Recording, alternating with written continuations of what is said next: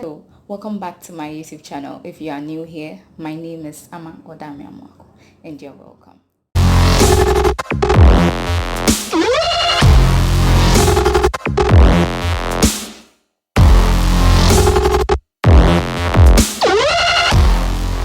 That I was going to read about 5 books for the first 3 weeks of lockdown, and I don't really like reading. I just read some books after my sensual leadership program because that was for an assignment, so I had to do it to meet the deadline. But I decided that no, I have to read, and then I had to find ways to make reading interesting and fun and enjoyable.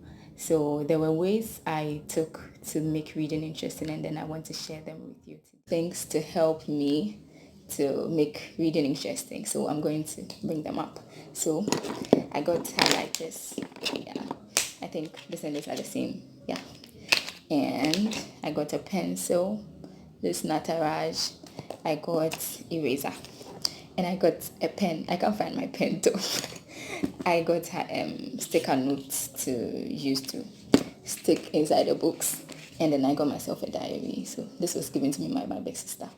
Yeah, you should use the highlighters for. So basically, we all know you use highlighters to highlight places that catch our attention, places that we get some kind of aha moments from there. I named this from CLP. So I'm going to use this book as an example, Beyond the Rivers of Ethiopia by Reverend Mr. Odamea.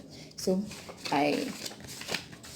let me just use this page as an example. So I highlighted a place that caught my attention, and then it reads, the funny thing is that we get shocked when these kids we always thought were princes and princess start letting out streams of profanity and obscenity from those pious looking lips. So it caught my attention. So I used the highlighter to highlight it.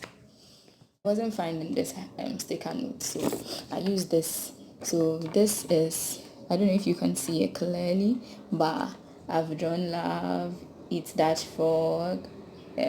These were things that when I was reading, a pictorial expression of what I read. So I wrote Wednesday, Thursday, so I wanted to use those days to do a lot of reflections.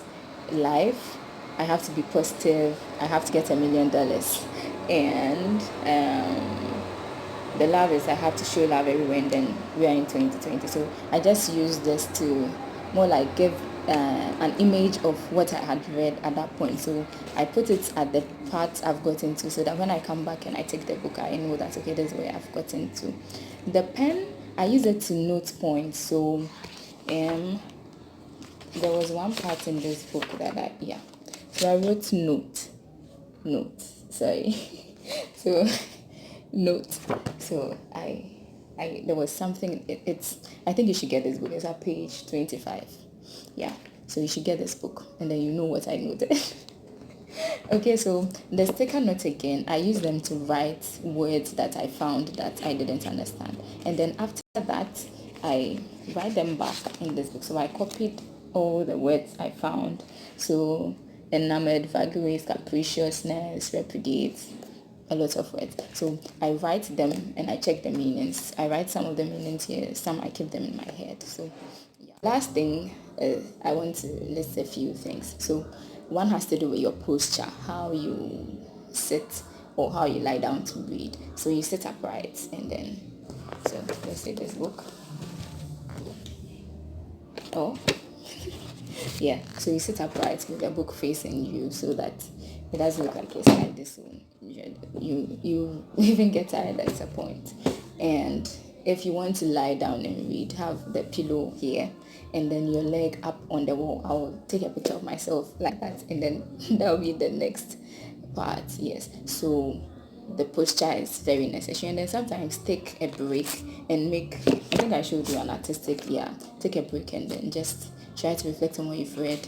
If you're not good with art, I'm not really good with art, so I was finding it difficult to explain this, but use it to connect yourself to the book, connect the book to your life, connect it to things that are going on in your life, and then use it to make it so enjoyable, so that it doesn't look like the book is too boring for you. Thank you for subscribing. Even if you've not, I'm thanking you in advance.